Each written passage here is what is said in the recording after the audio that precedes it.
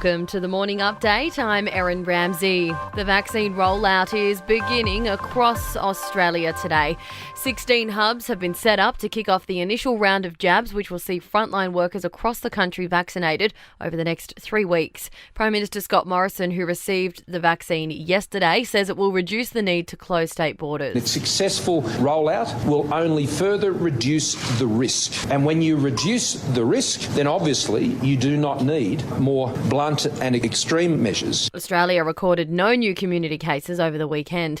Novak Djokovic has taken out the Australian Open final in Melbourne. Djokovic beat Daniil Medvedev in straight sets, 7-5, 6-2, 6-2, claiming his 18th Grand Slam title. Last night's final wasn't without its drama, though. A chorus of boos echoed around Rod Laver Arena after the men's final when the vaccine rollout was mentioned. And with vaccinations on the way, rolling out in many countries around the world, it's now a time for optimism and hope for the future.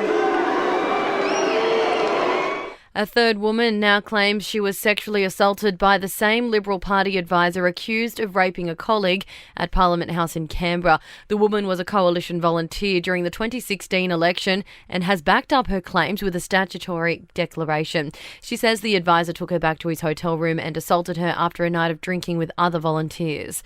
The Coalition and Labor are at 50-50 in the latest news poll out this morning. Labor's primary vote jumped 1%. The Coalition was steady. Scott Morrison leads Anthony Albanese 61% to 26% as preferred Prime Minister.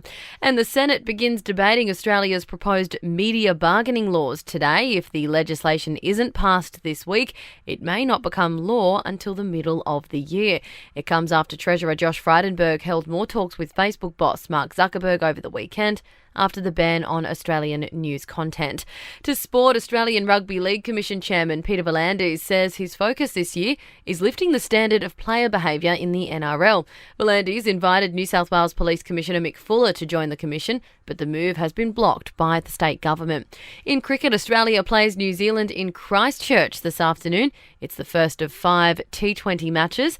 And revisiting one of our top stories, Novak Djokovic has beat Daniil Medvedev in straight sets, 7-5, 6-2, 6-2, claiming the Australian Open final. After criticising organisers when he was in quarantine last month, Djokovic took a different approach last night. They should be proud of themselves, of what they have put together and allowed us to come to Australia and be standing here. Thank you guys very much for making it possible.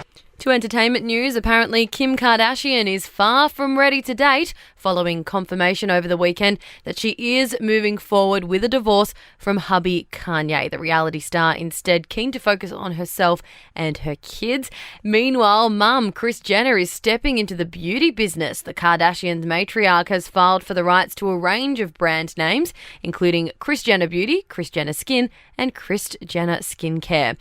And that's your latest from the Nova podcast team. We'll see you this afternoon for another episode of The Update.